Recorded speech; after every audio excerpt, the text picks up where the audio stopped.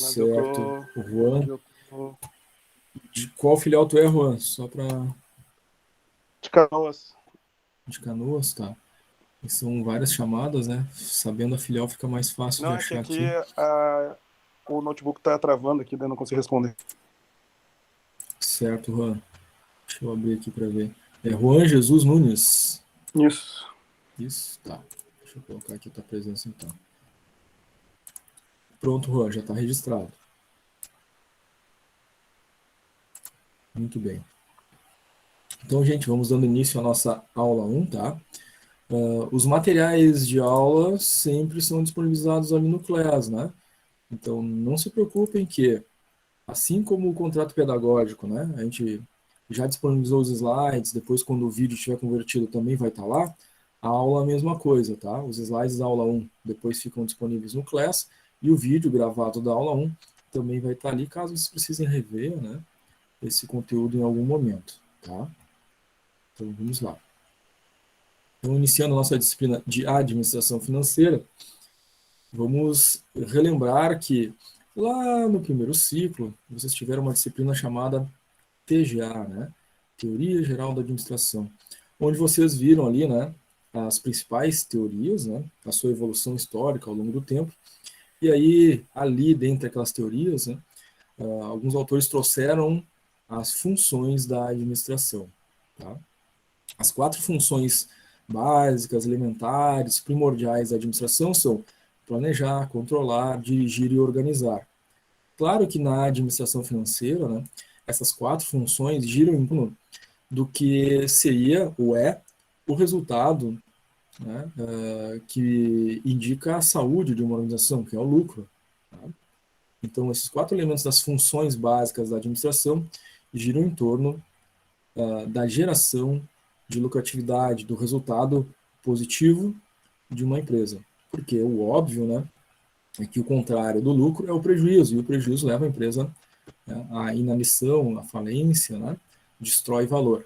Então, essas 4 funções básicas giram em torno do planejamento, do que fazer com os recursos financeiros para gerar um melhor resultado, como controlar os gastos, os custos, a fim de manter, né, a capacidade de pagamentos da empresa, como direcionar os valores financeiros para diferentes áreas, departamentos, linhas de produto, prestação de serviços, que gerem a conversão, né, do melhor nível de vendas, do melhor resultado financeiro através das vendas, e, claro, organizar, né, esses recursos, tomando decisões, né, com esses recursos, do que fazer com eles, como remunerar da melhor forma possível esses recursos. Tá? Então, essas são as 4 funções básicas da administração e que, claramente, né, devem ser aplicados também na administração financeira. Então, a administração financeira, o seu conceito basilar, né, é captar os recursos necessários para que esses recursos sejam aplicados de forma eficiente para atingir esses objetivos e metas da gestão. Claro que o objetivo em termos de administração financeira, gestão financeira, está direcionado em relação ao lucro, né? Mas essa obtenção do lucro tem uma finalidade maior, né? Não é só o lucro pelo lucro, mas através do lucro a empresa pode reinvestir esse capital, criar novas linhas de produção, novas linhas de produto, ampliar sua atuação no mercado, ganhar espaço no mercado, né? Abrir novas filiais, sendo uma empresa regional, se tornar uma empresa nacional, aplicando esses recursos em expansão da empresa, assim crescendo cada vez mais, gerando mais emprego, renda, né, e riqueza para a nação. Né.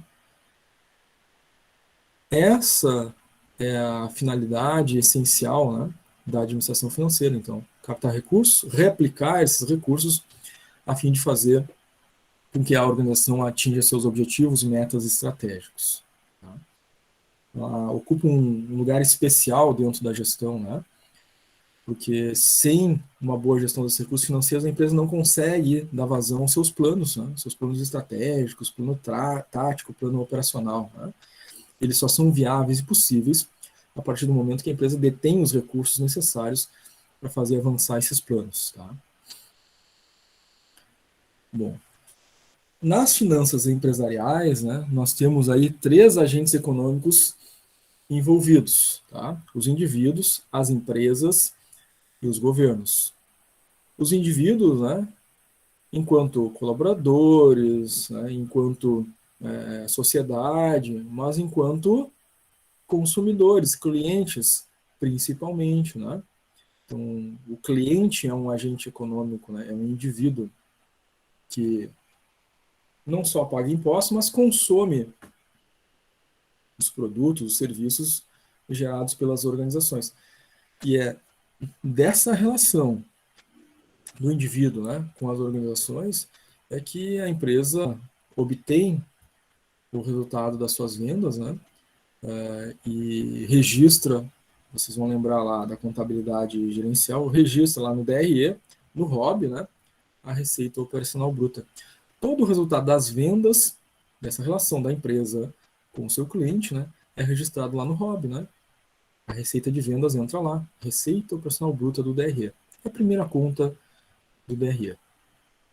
Então, já fica claro, né, já por esse primeiro aspecto, que sim, vai ser necessário que vocês revejam, relembrem, façam uma pequena revisão, né, lá em contabilidade gerencial. Pegar a apostila de contabilidade gerencial e olhar lá a estrutura de balanço e DRE, que a gente vai usar muito nessa disciplina. Tá? As empresas também são agentes econômicos. Né? Obviamente que a empresa é um agente econômico que gera emprego, gera renda, e da renda que vem o consumo, né? Da renda que se paga impostos. Né? Então, a geração das receitas das empresas vem dessa relação. Né? E é claro, né? Quanto mais receita a empresa tem, mais vendas ela realizou, obviamente ela realimenta também os entes governamentais, né? Que é um outro agente econômico. E essa empresa contrata pessoas, ela vai pagar impostos relacionados a isso, ela vai pagar contribuição social, vai pagar imposto de renda. Se a empresa vende produtos, é claro que ela vai pagar também impostos de nível estadual, como ICMS, nível municipal, como ISS, nível federal, né, como PIS/COFINS.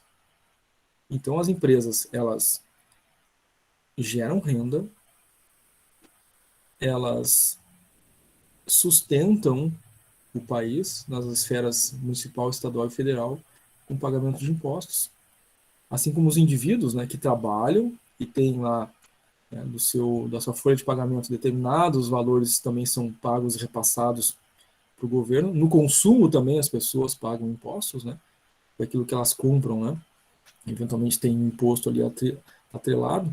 Então, né, esses agentes econômicos sustentam a realidade financeira e econômica do próprio país. Né? Então, quanto mais empresas tem, quanto mais empresas fortes, quanto mais empresas maiores, que geram mais emprego, mais renda, mais riqueza tem o país. Para reinvestir, né, em segurança, saúde, educação e assim por diante. Quanto menos empresas houverem, né, menos empregos, menos renda, menos consumo, né, um país empobrecido. Então, ter empresas é importante, empresas fortes e grandes, mais importante ainda. Né, isso faz a força de uma nação. Tá? Então, toda a relação que existe entre esses 3 agentes econômicos, né, ela deve ter equilíbrio, né? Deve ter a busca pelo estímulo econômico. As funções das finanças. Nós temos 3 funções fundamentais. Olhando internamente, né, as organizações, elas precisam observar esses 3 elementos. Tá? Um deles é o financiamento. Né? A empresa ela precisa financiar, né, as suas ações, seus planos. Né? Como é que ela faz isso? Né? Ou através de recursos próprios, né, que vêm das vendas dos produtos e serviços.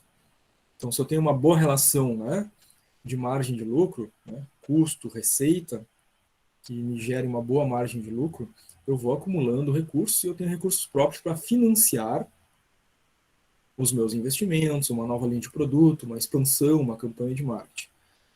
Se essa relação é pobre, né, eu tenho pouca conversão, eu vou buscar recursos de terceiros.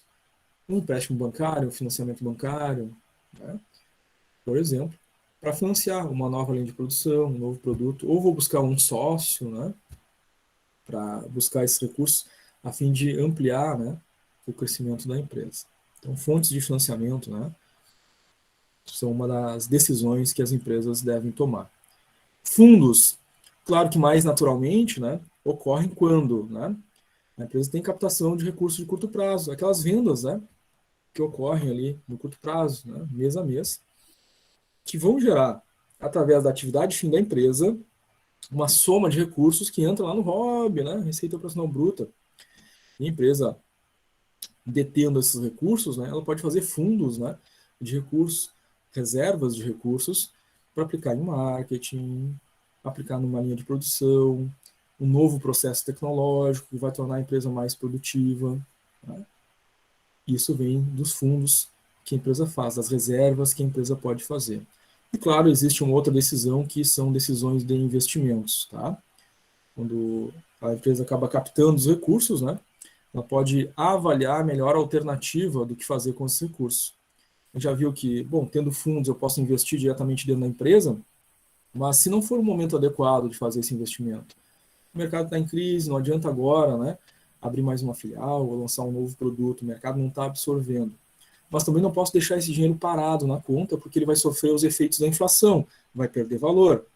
Então eu tenho que decidir o que fazer com esse dinheiro, decidir algum tipo de investimento. Né? Então não vou colocar na empresa agora porque não dá, né? O mercado não vai absorver. Então eu vou decidir, por exemplo, colocar num CDB, num RDB, comprar uma letra de câmbio, comprar um papel do governo, né? Um fundo do governo, né, que me remunere uma taxa mais IPCA, por exemplo. Eu vou comprar ações, fundos imobiliários, CRIs, LCA, LCI, qual tipo, né, de investimento que seja mais apropriado para aquela organização para aportar aqueles recursos que não vão ser investidos diretamente nela neste momento, para que esse dinheiro não perca valor. A empresa vai analisar, né, alguns elementos. Depois a gente vai dar uma olhadinha, né, que elementos são esses que precisam ser avaliados. Tá? Bom, a gestão financeira, não só o gerente financeiro, né, mas a equipe, contadores, administradores, né, que fazem parte da equipe de gestão financeira, tem algumas funções e objetivos. Né? 4 deles são primordiais: liquidez, rentabilidade, planejamento financeiro e administração do capital fixo ou permanente. A gente vai ver cada um deles agora. Então, um dos objetivos é liquidez, né? Ter liquidez. A liquidez é condizente com a capacidade que a empresa tem de assumir ou de honrar os compromissos assumidos com terceiros. Tá? Então, a empresa tem lá as suas disponibilidades financeiras e precisa honrar com seus compromissos. Obviamente que a empresa tem uma boa liquidez quando ela tem disponibilidades suficientes para honrar com esses compromissos. Se os compromissos são maiores do que tem disponibilidade, aí nós temos um problema, né?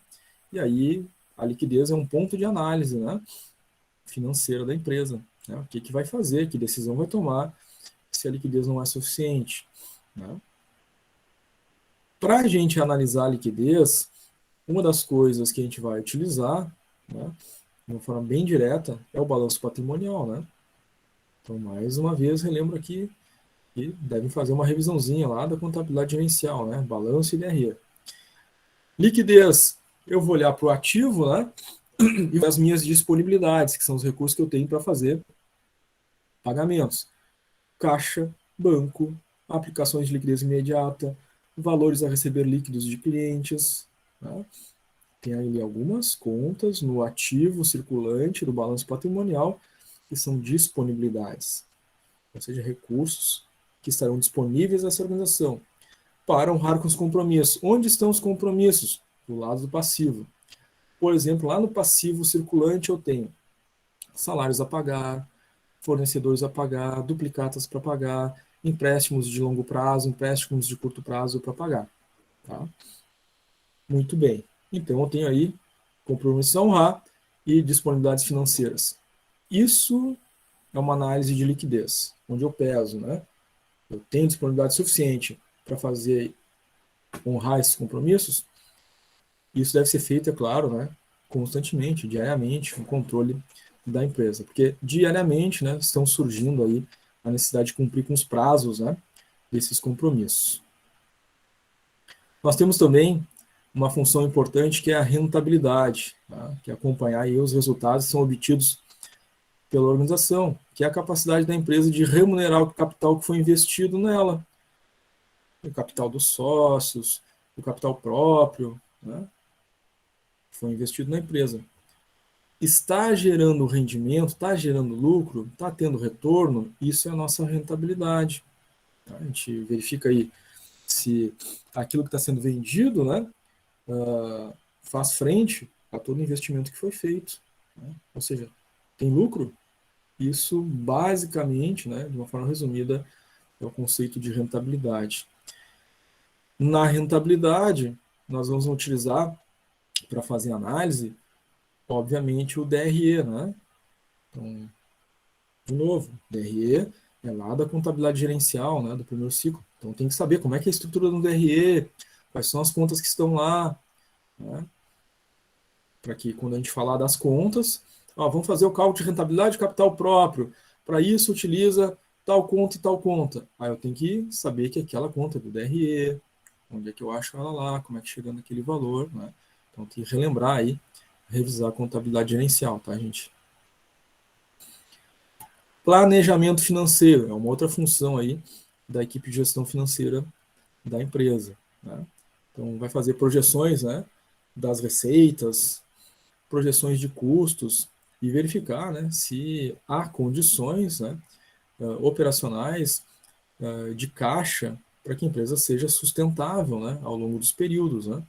Então, eu tenho previsão de entradas de vendas, né, hoje, amanhã, depois de amanhã, e eu tenho previsão de entradas de custos, despesas, pagamentos, né, que vão entrar, né, daqui a um dia, 2, 3. Então, tem que fazer esse balanceamento, né, o quanto está entrando de receitas dia a dia e o quanto está saindo de receita, de custos, despesas nesses dias, porque não pode ficar negativo, né? Ou seja, entrou custo e eu não tenho receita.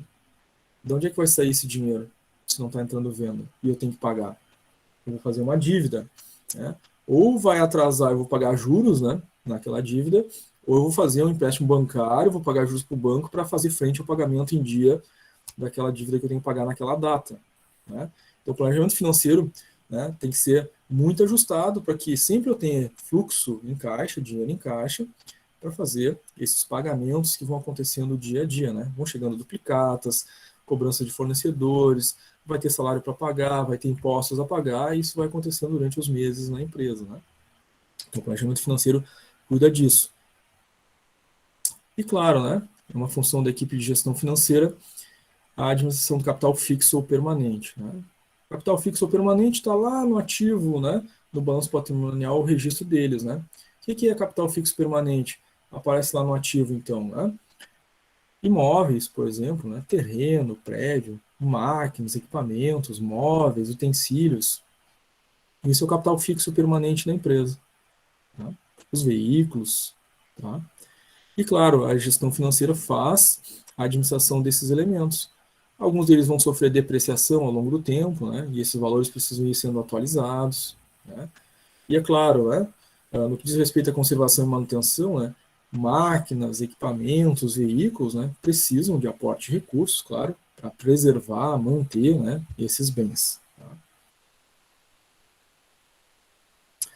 Algumas funções que são rotineiras, né, do dia a dia da equipe de gestão financeira, né, administradores, contadores, assim por diante. Então, as relações bancárias, né, é a rotina diária, né, então, não só pela busca de recursos, muitas vezes, né, linhas de crédito, financiamento, mas uma relação bancária em que a empresa utiliza, né, para fazer pagamentos de salários, né, pagamentos de fornecedores, né, linha de crédito que as empresas também cedem, né, aos seus clientes, fazem parte disso, que é a política de crédito, né, que é uma função rotineira também.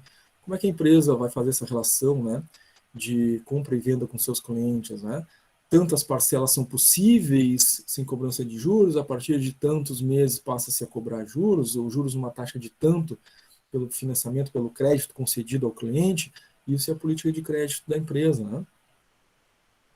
As alternativas de investimento também são rotinas, né, da empresa, porque o recurso financeiro que chega, né, e não pode ficar ali na empresa, né, meses parado, né, tem que tomar decisões de investimentos, não vai investir internamente na empresa, tem lucro, né, reserva de lucro ali, o que ela vai fazer, né? Não vai deixar parado ali só sofrendo o efeito da inflação, né? Vai perder valor, então tem que tomar decisão de investimento. E claro, transações imobiliárias eventuais, né? Pode acontecer mês a mês, aí, pagamento de aluguéis, por exemplo, né? Se a empresa aluga algum imóvel, né? Ela tem aquele espaço dela e aquele espaço é alugado, ela tem que fazer essa gestão. De outra parte, se ela também tem terrenos, né, imóveis, e que ela aluga para, por exemplo, né, franqueados, né, ela também faz a gestão do recebimento dos seus aluguéis, né? Então, são rotinas aí constantes da gestão financeira. Até aqui, gente, como é que tá para vocês? Tranquilo? Tá fazendo sentido? Vocês querem fazer alguma pergunta? Tranquilo. Tranquilo. Então, gente, a participação de vocês é muito importante, tá? Sempre que vocês tiverem alguma dúvida, alguma pergunta, participem, tá? Seja ao vivo, habilitando o microfone, ou então pelo chat. Ana Paula colocou ali no chat, tudo certo. Então tá, gente, vamos indo adiante. Bom, o dilema do gerente financeiro. O gerente financeiro, né, tem que fazer escolhas, né? Ele vai ter ali decisões de liquidez, né, na parte financeira, onde ele tem que ver as disponibilidades para fazer os pagamentos, né? Mas ele também tem uma necessidade, né, de proteger o valor financeiro, que é a gestão econômica, né, a rentabilidade do capital. Ele não pode deixar dinheiro parado lá no caixa para fazer os pagamentos, né, se aquele valor for excedente, né? Então tem lá 1 milhão, mas os pagamentos que eu faço no mês giram em torno de 400, 500 mil. A diferença, o que eu faço? Então, não posso deixar lá parado esperando surgir algo para liquidar e honrar os compromissos. O excedente, eu tenho que ter uma decisão econômica que vai me trazer mais rentabilidade para aquele capital. Então, eu posso deslocar o dinheiro do caixa para algum tipo de investimento, para gerar mais lucratividade, remunerar aquele capital, ou reinvestir na própria organização, né? Novas linhas de produção, enfim, o que seja. Então, esse é o dilema, né? Equilibrar a gestão financeira e a gestão econômica, tá? Dentro da gestão financeira, nós temos aí a liquidez técnica operacional e a liquidez real, né? São horizontes diferentes de liquidez, né? A velocidade com que eu tenho o recurso em mãos, se eu necessitar, né, desses bens e direitos, e a econômica, né, que vai nos gerar o lucro, então a rentabilidade, tá? Dentro da gestão financeira, nós temos, então, a liquidez técnica operacional, tá? Que é a capacidade que a empresa tem de honrar com seus compromissos com terceiros, considerando apenas o seu processo operacional. O que é o processo operacional? Produzi o produto, vendi, obtive receita, dinheiro entrou na empresa. Prestei o serviço, vendi lá o serviço, o cliente pagou, entrou o dinheiro na empresa. Esse é o processo operacional. Aquilo que a empresa faz, o que ela vende, o atendimento que ela faz ao cliente, gera um retorno financeiro. Esse retorno financeiro, né, que a empresa tem, então, disponível, é utilizado para fazer os seus pagamentos, honrar com os compromissos de terceiros. Essa é a liquidez técnica operacional. Considero, né, o processo operacional a entrada de recursos que acontece por ali em relação aos compromissos. Tá? Já a liquidez real, né, ela vai considerar que, para honrar com os compromissos terceiros, a empresa tem, né, outros bens que podem virar recurso financeiro para honrar esses compromissos. Em geral, né, são compromissos aí, ou melhor dizendo, são bens de mais longo prazo. Né? Se eu precisar dispor deles, eu não vou obter já amanhã o recurso. Né? A liquidez real, então, não é para pagamento, né, de uma conta que vai acontecer no mês, por exemplo. Né? Porque o prédio, né, é um ativo fixo. Mas se eu precisar vender um prédio, um terreno, ou uma máquina, isso vai demorar meses e até ano, né, para acontecer. Então, eu considero tecnicamente aí, né, esses bens, porque eles podem virar recurso financeiro na mão da empresa para honrar compromissos, mas não é compromissos de curto prazo, com certeza. Né? Para honrar compromisso de curto prazo é a liquidez técnica operacional, né? Só elementos de longo prazo, né? Que a empresa possa ter projetos futuros, vai precisar daquele recurso, né? Aí ela sabe, bom, eu tenho um terreno, se eu vender aquele terreno, eu vou ter esse recurso para fazer uma determinada expansão, né, futura desejada. Tá? Essa é a liquidez real. A rentabilidade é o aspecto econômico, né, a gestão econômica que faz parte aí do dilema do gerente financeiro, né, que é deslocar os recursos quando possível, né, para geração de lucro e desempenho positivo. Então, remunerar o capital disponível na empresa, né, para gerar, então, rentabilidade. Tá? Bom, nós temos uma diferença básica aí que a gente precisa ver entre a administração financeira e a contabilidade. Né? A administração financeira faz os registros das movimentações dos recursos pelo chamado regime de caixa. E a contabilidade faz os registros pelo chamado regime de competência. Tá? Aí tem uma diferença básica entre as duas que a gente vai ver agora. Na administração financeira, tá? No regime de caixa, a gente faz os registros de movimentação, tá? Quando efetivamente o recurso entrou, o recurso financeiro entrou ou saiu, recebemos ou pagamos. Nesse momento que o dinheiro entrou no caixa ou saiu do caixa, é que é feito o registro na administração financeira. Por isso se chama regime de caixa, tá? Então, retirei dinheiro do caixa da empresa para pagar um fornecedor. Então, nesse momento, eu registro a saída desse valor.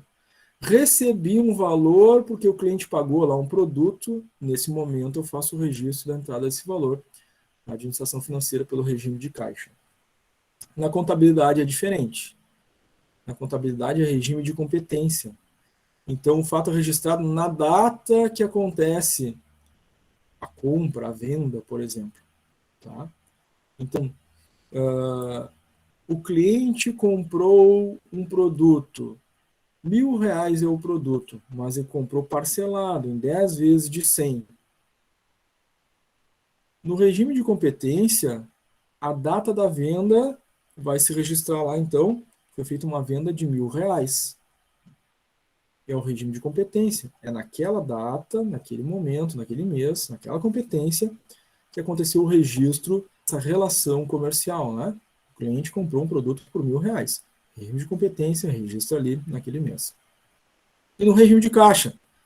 Bom, no regime de caixa, se ele parcelou e esses R$ 1.000 em 10 de 100, no primeiro mês, registra a entrada de 100. No próximo mês, quando entrar mais 100, registra de novo. Até ter registrado mês a mês a entrada de R$ 100 por mês, até fechar os R$ 1.000. Então, essa é a grande diferença, né, entre o regime de caixa e o regime de competência. É importante isso ficar bem claro, né? Eu pergunto para vocês, ficou claro isso, gente? Todo mundo entendeu essa diferença? Sim. Certo. Miriane também colocou um sim ali no chat. Legal. Muito bem, gente. Falando sobre aquelas decisões, né, que a gestão financeira precisa fazer em relação aos investimentos, né? A empresa precisa tomar decisões sobre investimento. O que ela vai fazer com aquele recurso que ela tem disponível, né? Como a gente disse, parado em caixa não pode ficar, né? Porque se eu tenho um volume lá de dinheiro em caixa que eu preciso para fazer, né, honrar compromisso com terceiros, o excedente disso, né, vai ficar ali parado só desvalorizando. Porque o que eu necessito para honrar compromisso com terceiro já tenho. Se a empresa está bem financeiramente, então o recurso que sobrar, o excedente, a empresa precisa tomar decisão de investimento. E para isso ela precisa avaliar no mínimo 3 características. Tá? Se ela vai aportar recursos em algum tipo de investimento, ela tem que avaliar a liquidez, a rentabilidade e a segurança desse tipo de investimento. Tá? A liquidez por quê? Né? Ela tem que observar quando ela vai precisar novamente aqueles recursos em mãos para fazer os seus pagamentos, os seus aportes na própria organização. Se eu vou precisar desse recurso já no mês seguinte, eu não posso colocar o dinheiro num investimento em que eu vou poder resgatar só daqui a 1 ano, por exemplo, ou daqui a 2. Eu tenho que colocar num tipo de investimento que tem uma liquidez muito mais veloz. Ou seja, vou colocar num tipo de investimento que eu possa ter movimentação diária, por exemplo. Tá? Um exemplo disso, um tipo de investimento que possa ter movimentação diária é, por exemplo, né, a poupança. Não é rentável hoje em dia, mas é um tipo de investimento que dá movimentação diária. Alguns nem consideram a poupança como investimento, né, mas ela tem uma rentabilidade. Ações têm liquidez diária. Comprei uma ação agora, daqui a 5 minutos eu posso vender ela. Ou amanhã, ou depois. Então, quando eu precisar do recurso, eu tenho imediatamente disponível. Fundos imobiliários, a mesma coisa. Mas uma letra do Tesouro não tem essa liquidez aí não, né? Uma letra do Tesouro, vou comprar uma letra do Tesouro com vencimento para 2035 e remunera 10% ao ano mais IPCA. Bom, tem uma remuneração boa, né? Uma rentabilidade boa. Mas a liquidez não é para quem vai precisar fazer pagamento daqui a 1 mês, 2, 3, né? A liquidez é para daqui a alguns anos. Então, a empresa precisa avaliar, né? Se ela pode deixar esse recurso mais ou menos tempo, e ela tem que buscar tipos de investimento que lhe dê a liquidez necessária. Outra coisa que precisa ser avaliada, né, para além da liquidez, é a rentabilidade. Tá? Se esse tipo de investimento que foi escolhido, né, no horizonte de liquidez necessário, ele é rentável, né, em relação ao capital que foi investido. Que nível de rentabilidade é esperado? Então, cada tipo de investimento vai ofertar, né, a possibilidade de ter um tipo de rentabilidade. Tá? A gente pode ter investimentos que trazem uma rentabilidade variável, uma rentabilidade fixa. Tá? Por exemplo, a letra do Tesouro que a gente falou é uma rentabilidade fixa, né? Já é pré-fixado ali, né, a taxa que vai receber sobre o valor investido. Só tem prazo mais longo. Ações, por exemplo, né, elas trazem uma rentabilidade, mas uma rentabilidade variável. Né? O valor das ações na bolsa de valores, né, elas tendem, né, a aumentar e diminuir, né, minuto a minuto, por exemplo, né, dependendo da movimentação de compra e venda que tem aquele papel. E aí a rentabilidade, então, é variável, né, e a empresa, obviamente, né, tem que fazer essa gestão, porque se ela comprar, por exemplo, uma ação ao preço de R$ 25, ela tem uma liquidez elevada, daqui a 1 minuto ela pode vender de novo, né? Ela não pode vender quando estiver em baixa, né? Porque a rentabilidade, né, pode cair. Comprou 25, daqui a pouco está 23. Então a empresa não pode vender na baixa, tem que esperar acontecer a alta, né? Comprou 25, vai esperar chegar a 26, 27,5, por aí. E aí, quando ela vende, ela tem uma rentabilidade sobre o capital que foi investido. Aí, é claro, um risco atrelado, e a gente chega, então, no terceiro elemento, né, das características dos investimentos, que é a segurança. Tá? Investimentos sempre traz risco, alguns trazem mais, outros menos risco. Tá? Claro que uma letra do Tesouro tem, né, uma segurança elevada. Por quê? Né? É um título emitido pelo governo do país. Né? O risco é pequeno. Sempre tem risco. Né? O país pode quebrar, mas é um risco bem menor. Né? Do que, por exemplo, investir em ações. Tá? Pode trazer uma rentabilidade muito maior. Né? Uma ação tem um risco mais elevado. Porque eu comprei a ação com a expectativa de um ganho, mas esse ganho pode não vir, né? Se essa empresa tiver problemas, se tiver uma crise, daqui a pouco eu posso ter um horizonte de espera de rentabilidade muito maior, né? Para que esse valor seja remunerado conforme esperado. Então nós temos aí 3 características importantíssimas em relação aos investimentos, né? Para que a gente tome uma decisão do que fazer com os recursos. Claro que isso serve não só para as empresas, né? Pessoa física também, né? Cada um de nós, né, tendo algum recurso de reserva, né, não vai deixar o dinheiro parado, né, sofrendo os efeitos da inflação.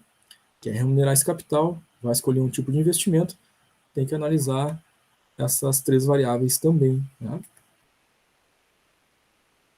Bom, os tipos de investimentos aí mais comuns, tá?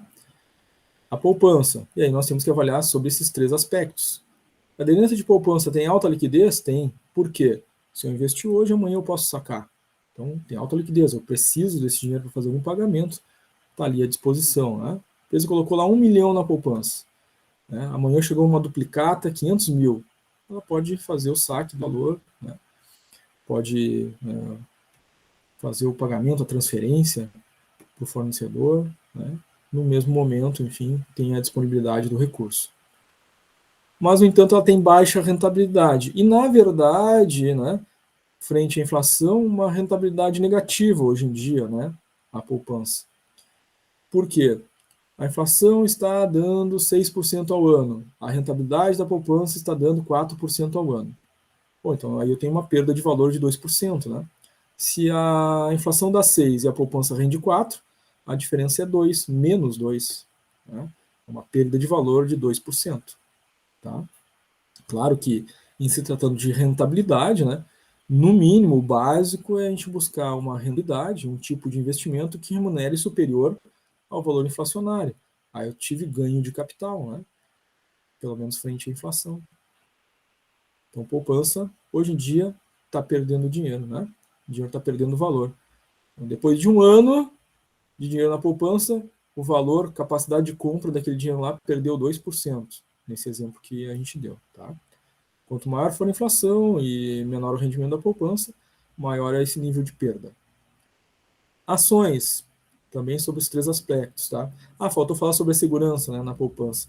Na poupança, a segurança é média. Por que é média e não é alta, né? Porque na poupança tem uma previsão legal, né, legislativa, de que em situações, né, emergenciais, esse dinheiro que está depositado nas poupanças aí, nas contas bancárias, ele pode ser congelado, né, e o país pode utilizar esse recurso para essas situações emergenciais previstas na legislação. Como exemplo, situações de guerra, né, ou profunda crise, né, que o país tem. Isso já foi feito uma vez na história do Brasil, né, foi quando lá no governo Collor, né, a ministra da Economia, Zélia Cardoso de Mello, congelou a poupança, né, de todos os brasileiros e utilizou aqueles recursos, né, para financiar a economia do país que estava quebrando. Né. Depois, né, claro, teve que devolver os valores, né, mas aí teve alguns problemas aí na correção monetária, algumas pessoas tiveram que recorrer para obter o valor, né, de volta corrigido. Né. Tem média segurança por causa disso. Né. Ações. Ela tem alta liquidez, significa que eu precisei do recurso, imediatamente eu posso dispor dele. Né? Comprei ações, daqui a pouco eu vendo, já tenho o recurso de volta à disposição. Pode ter alta rentabilidade. Digo pode porque, claro, eu tenho que vender na alta, né? Se eu vender na baixa, eu vou ter prejuízo. Né? Então, essa é a grande questão das ações, né? O que, eventualmente, né, pode ser muito atrativo para as empresas, né? Comprar uma ação que vá remunerar aquele capital a longo tempo, mas no curto prazo, né, em geral, né, a gente pode sofrer os efeitos da queda do valor daquela inflação e se precisar vender, né, no curto prazo para fazer algum pagamento, cumprir com algum compromisso, a gente pode ter a infeliz surpresa da ação ter desvalorizado, né, e a gente vai ter que vender para pagar um compromisso. Isso serve para as empresas, serve para as pessoas também, né? Se a gente vai comprar ações, é claro que a gente não vai vender na baixa, né? Esperar a alta para poder fazer a venda e a remuneração do capital investido, que é um erro comum aí dos investidores novos, né? Compra uma ação, aí caiu R$ 1 o valor da ação e a pessoa já vende, né? Porque, tá caindo, vai cair mais, né? E aí compra na alta, vende na baixa, compra na alta, vende na baixa, sempre perde. Né? Então, comprou na alta, caiu, espera, né? Caiu mais um pouquinho, então compra mais, está mais barato, né? Aí quando subir, bom, aí tem uma média de preço mais baixa e um ganho mais elevado. Então, claro, né? Isso envolve outras análises, né? Estou sendo bem minimalista aqui, né? Na explicação, mas é o básico, tá? Imóveis. Os imóveis têm baixa liquidez, pelo motivo já antes colocado, né? Um imóvel leva um bom tempo, né? Para vender. Seja um terreno, seja um prédio, seja uma sala comercial, né? Tem baixa liquidez porque demora muito tempo para converter aquele valor em recurso financeiro para poder honrar com os compromissos, né? Isso é uma baixa liquidez, tá? Tem baixa disponibilidade de recurso no prazo mais curto. No entanto, tem alta rentabilidade, os imóveis valorizam, né? Podem valorizar com um grau de certeza muito maior ao longo do tempo, tá? Ele tem alta segurança também, né? Há ali, né, um contrato jurídico firmado, né, no cartório de imóveis que assegura a propriedade do imóvel, né? Tem uma previsão legal constitucional, né, que chama direito de propriedade. Então, eu tenho alta segurança, né, que eu não vou perder aquele bem, tá? Claro, também isso varia, né, de acordo com a localização, né? Essa questão da alta segurança, por quê, né? Existem aquelas situações, né, de segurança pública, né? E eventualmente aí, né, dependendo da localização, dependendo, né, da segurança da região, né, aquele imóvel pode sofrer algum tipo de invasão, né? Muito comum ver fazendas, né, invadidas aí por movimentos sociais, né? E aí um tempo, né, às vezes para obter aquele imóvel de volta, né, principalmente, né, imóvel rural, que às vezes pode sofrer expropriação, né, perda da propriedade, tem que, né, às vezes entrar com uma ação judicial. Mas, em geral, né, imóveis em região urbana, né, tem a segurança muito elevada, né. Em relação aos imóveis, gente, a gente tem uma outra característica, né, que é parecida com as ações, que também podem resultar, né, num tipo de investimento, tanto pessoa jurídica, né, as pessoas, e quanto pessoa jurídica, as empresas, quanto pessoa física, né, as pessoas podem fazer, que é semelhante às ações, né, mas na linha dos imóveis, que são os fundos imobiliários, né?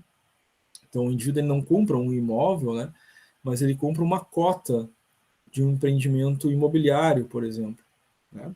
Ele não tem um imóvel, mas tem um direito, né, uma cota de um imóvel. Ele funciona mais ou menos como as ações, né? Também tem que abrir conta em corretora, né? Comprar lá no home broker, né? Olhando as cotações lá dos fundos imobiliários, assim como faria em ações, né? Com a diferença de que, né? Os fundos imobiliários eles têm que distribuir até 95% do seu lucro entre os cotistas, né? Então, por exemplo, compra um fundo imobiliário, né? Não tenho dinheiro para comprar um imóvel, mas tenho R$ 100. Com R$ 100 eu compro uma cota de um fundo imobiliário. E aquele fundo imobiliário lá, né, financiou a construção de um prédio, aqueles apartamentos foram vendidos, o fundo imobiliário recebeu o rendimento das vendas e distribuiu esse rendimento entre os cotistas. Se eu tenho uma cota de R$ 100, né, eu vou receber essa distribuição de rendimentos, que para os fundos imobiliários, né, é mensal, né, e aí eu vou receber essa renda passiva mensal, né, esse dividendo da cota. Tá?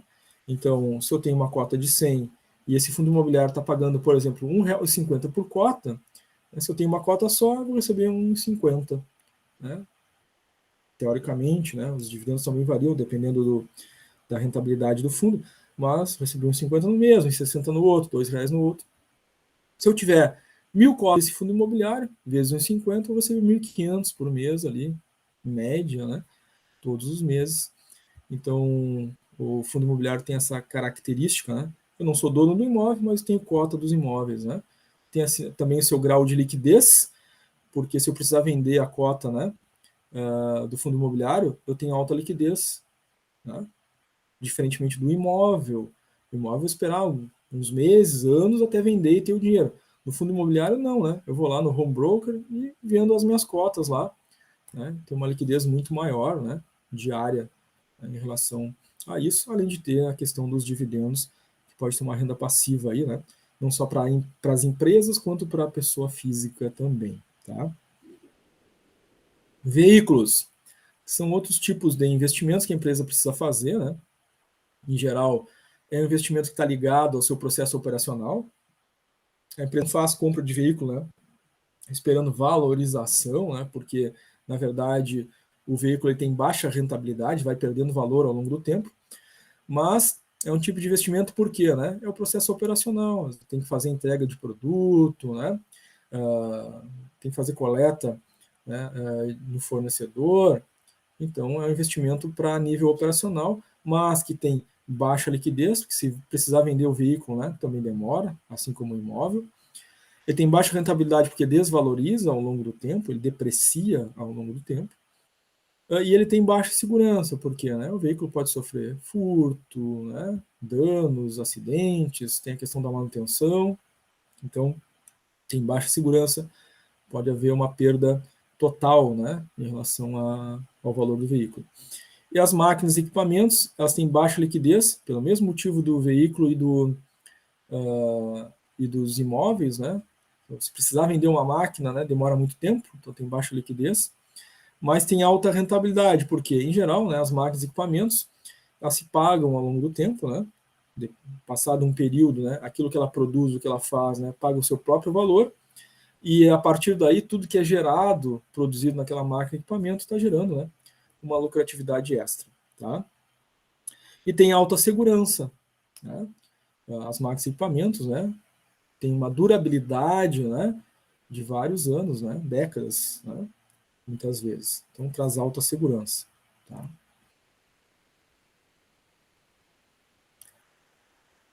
Bom, como eu falei já antes, gente, vai ser bem importante, né, vocês fazerem uma revisão da contabilidade gerencial lá, balanço e DRE.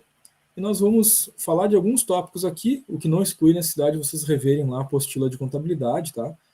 Para estarem bem preparados aí para as próximas aulas, quando a gente vai precisar fazer os nossos cálculos. Então, a contabilidade básica, né, é aquela ciência que registra aí os movimentos, tanto de patrimônio quanto de resultado, né, principalmente DRE e balanço. O nosso balanço patrimonial, né, que é um elemento básico aí, né, que registra lá nossos bens e direitos e as obrigações. Do lado do ativo, nós temos os bens e direitos. Né? Lá no ativo circulante, né, nós temos lá caixa, estoque, banco, valor a receber líquido, aplicações de liquidez imediata, por exemplo. Né? Lá no passivo, eu tenho obrigações, salários a pagar, fornecedores, duplicatas, né? Obrigações com terceiros, né? Eu tenho obrigações com sócios também, né? Que estão lá no patrimônio líquido, lá do lado do passivo do balanço, né? Lá no patrimônio líquido tem o capital dos sócios, né? Enfim, tenho então meus compromissos lá com os sócios. Tá? Estão lá no nosso balanço patrimonial. O básico do balanço patrimonial, né? Então, no ativo são os bens e direitos. Né? Bens. Quais são os bens? Móveis, imóveis, né? Ou seja, terrenos, prédio, né? Veículos, máquinas, equipamentos, móveis, utensílios, né? Estoque. Direitos, né? Caixa, banco. Né? Passivo, obrigações, né? Aqui nós temos obrigações tanto de curto quanto de longo prazo, né? Por isso, no passivo, a gente tem o passivo circulante e o passivo não circulante. No passivo circulante, nós temos as obrigações de curto prazo, né? São salários, impostos a pagar e assim por diante. No longo prazo, nas obrigações, nós temos o passivo não circulante, que são aqueles empréstimos de longo prazo, financiamentos de longo prazo que a empresa tem que pagar. E nós temos aqui do lado do passivo também as obrigações com sócios, né? Que são os recursos próprios, o capital social, né? Do sócio, que precisa ser remunerado, né? Então, por isso a gente tem obrigações com sócios. Eles investiram e a gente tem que remunerar os sócios. E aí as obrigações com terceiros ficam aqui sempre do lado passivo, né? Os sócios, então, são obrigações que a empresa tem. Tá? Bom, a estrutura básica do nosso balanço patrimonial, então, está dividido no ativo em circulante e não circulante, tá? No circulante, nós vamos ter aqueles elementos de liquidez, né, mais rápida, né, imediata, tá? Tem as disponibilidades aqui. No não circulante, eu vou ter elementos de longo prazo, tá? São bens, direitos de longo prazo. No passivo, eu vou ter as obrigações, então, de curto prazo no circulante do passivo, né? No não circulante, as obrigações de longo prazo e no patrimônio líquido, as obrigações com sócios, tá? Essas são as contas básicas, tá? Que a gente verifica num balanço. Lá na disciplina de contabilidade gerencial, vocês têm um balanço completo, conforme a legislação prevê, com todas as contas que fazem parte, tá? Aqui é só o básico, para a gente relembrar. Mas lá vocês precisam dar uma olhada, estudar aquelas contas, porque quando a gente for fazer os cálculos, né, dos indicadores de análise da administração financeira, a gente tem que conhecer as contas, tá? Porque na administração financeira, a gente não monta balanço, a gente não monta um DRE. A gente já vai ter um balanço e um DRE pronto. E a gente vai fazer as análises, tá, da administração financeira para chegar nos indicadores de liquidez, rentabilidade e assim por diante. Tá? Então tem que conhecer as contas, saber onde elas estão, né? Se faz parte do ativo, se faz parte do passivo, se faz parte do DRE, né? Como é que eu busco esse valor, onde é que ele está. Então isso tem que ser visto. Um outro elemento básico aqui é o DRE básico, tá, que eu vou mostrar para vocês, mas também lá na apostila de contabilidade do primeiro ciclo você tem o DRE modelo completo. Tá? Só para relembrar a composição do DRE, o DRE a gente tem algumas contas que são totalizadoras e outras contas de movimentação, né? Então vamos pegar aqui o ROB, né? Receita Operacional Bruta. O ROB é uma conta totalizadora, ela não é uma conta de movimento.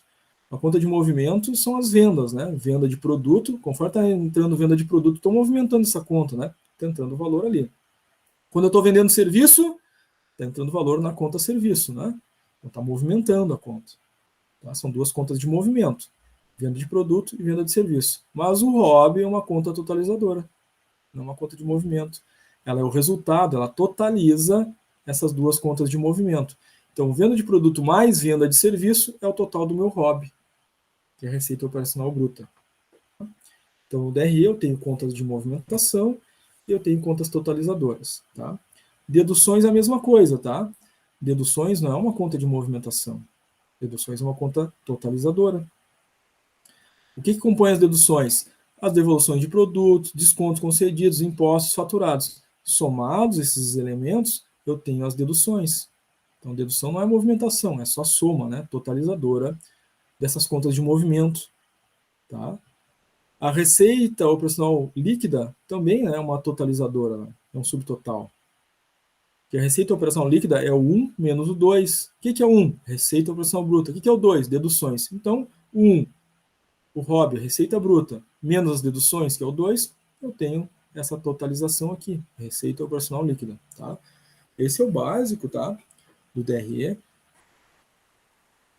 Revejam lá na contabilidade básica, né, do primeiro ciclo, um DRE completo. Vejam que contas fazem parte do DRE. Quando a gente for fazer as análises, os cálculos, né, a gente tem que saber buscar dentro do DRE aqueles valores, tá?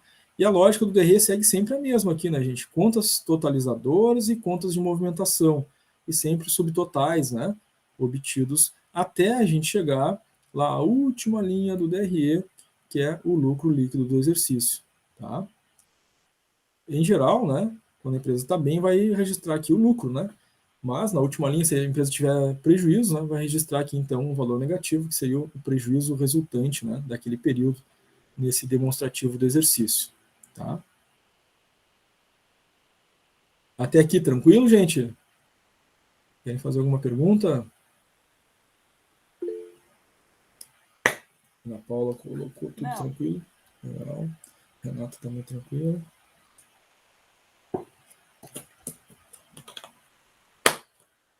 Miriane colocou ok no chat.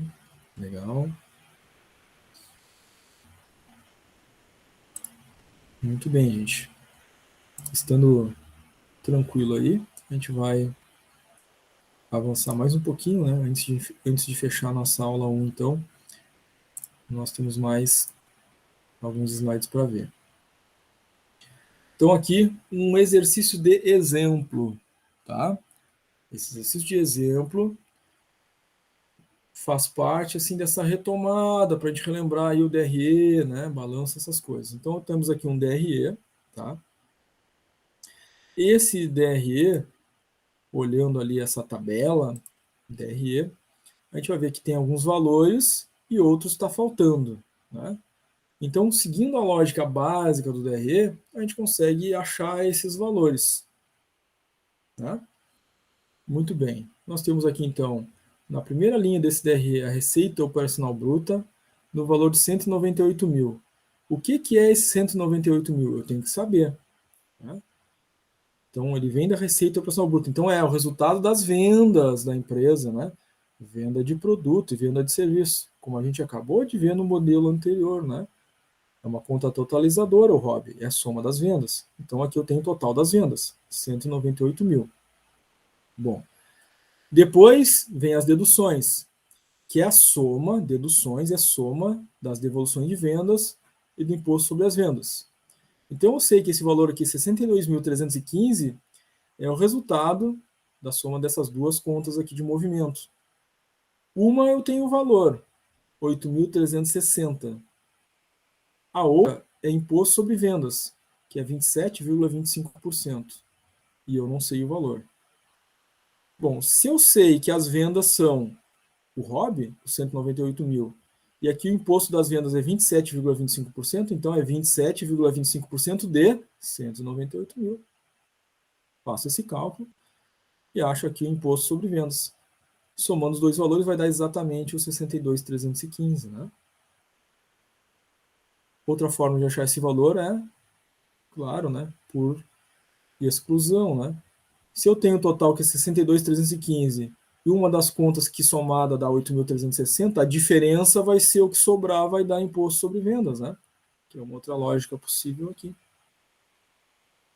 A próxima conta aqui, que não tem valor, é a receita operacional líquida, o ROL, né? Que é o 1 menos o 2. 1 menos 2 o que é? Receita operacional bruta, menos deduções. Faço um menos o outro e tenho o meu ROL aqui, né? Receita operacional líquida. Depois vem os custos operacionais, que estão aqui. E depois eu tenho o lucro prejuízo operacional bruto, o RB, que é o 3 menos o 4. Quem é o 3? Receita operacional líquida. Quem é o 4? Custo operacional. Faço um valor menos o outro e acho o resultado aqui. Depois eu tenho as despesas operacionais, tenho o lucro prejuízo, antes do imposto, e depois eu tenho as provisões de impostos. Provisões de impostos total, 27.519,60. As provisões é uma conta totalizadora. Totalizam o quê? A soma das contas de movimento. Quais são as contas de movimento? Imposto de renda e contribuição sobre o lucro líquido. Uma é 15% e outra é 9%. O lucro ou prejuízo antes do imposto é 114.665. Então, o imposto incide sobre esse valor, né? Já que esse aqui é o antes do imposto, então faço lá 15% de imposto de renda desse valor, vou achar ali o quanto deu de imposto de renda. Faço 9%, contribuição sobre o lucro líquido, desse valor, 114.665, acho o valor ali. Soma os dois, vai dar os 27.519,60. E por fim eu tenho o resultado, né? Lucro líquido do exercício, depois dos impostos, 7 menos o 8. Ou seja, o lucro líquido antes do imposto, menos os impostos, resultou ali nos 87.145,40. Tá? E aí eu deixo já, né, deste exercício, dessa lógica toda, o gabarito ali, né, com as respostas para vocês. Depois, na hora de fazer a revisão aí da contabilidade básica que vocês devem fazer, né, refaçam, né, esse modelo de exercício aqui para relembrar esse processo do DRE, tá? E depois comparem com os resultados e ver se vocês chegaram nesses mesmos valores, tá? A ideia agora, a gente, nesses minutinhos finais, tá? A gente, encerrando esse conteúdo da aula 1, a gente já faça alguns exercícios ali no Classroom, tá? Antes de postar os exercícios, como é que ficou, gente? Querem fazer alguma pergunta? Alguma dúvida aí? Essa Para aula 1 mim foi ainda está um tranquila? pouco confuso, Soro, porque ainda estou me adaptando com isso, né? Mas acho que no desenvolvimento dos exercícios e perguntando mais, e enfim, eu vou me adaptando melhor. Mas Claro, para mim claro. está sendo muita informação, assim. Sim, sim, temos bastante conceitos, né? Importantes aí. E claro que vai otimizar, né, essa compreensão é o estudo, né? É sempre muito importante, né? Fazer a leitura da apostila, né? fazer os exercícios, fazer aquela revisão, aquela retomada lá da contabilidade gerencial. E é claro, gente, fica a recomendação, né, aproveitando o comentário do Vinícius, de que se vocês estudarem antes, né, durante a semana, se fizerem a leitura das aulas, né, aula 1 e 2, por exemplo, é hoje, né, se vocês fizerem durante a semana já a leitura, e quando chegar na aula, né, vocês já vão ter, né, algumas informações aí da leitura, vai ficar mais fácil o entendimento e até vão trazer, né, as dúvidas e perguntas de vocês para participar durante essa primeira parte, ajuda bastante, mas é isso mesmo que o Vinícius colocou, né?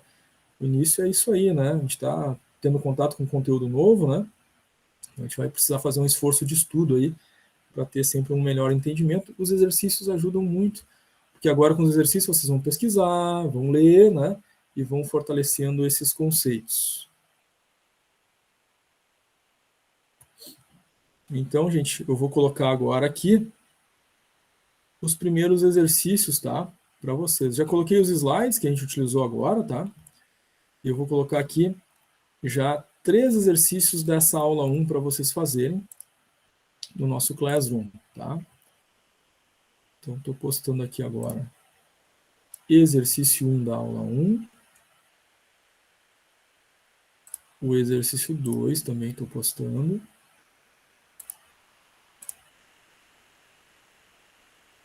E o exercício 3. Então, vocês já vão ter aí, nesses minutos que ainda faltam, né? 3 exercícios para fazer, tá? Vai exigir de vocês, né? Relembrarem aí do que a gente tratou na primeira parte, pesquisar na apostila, pesquisar no slide de aula para fazer esses 3 primeiros exercícios, tá? Então, temos aí ainda 15 minutinhos, dá tempo de vocês fazerem esses 3 exercícios, e tendo dúvidas, perguntas, eu estou aqui para atender as dúvidas e perguntas de vocês conforme forem fazendo, tá?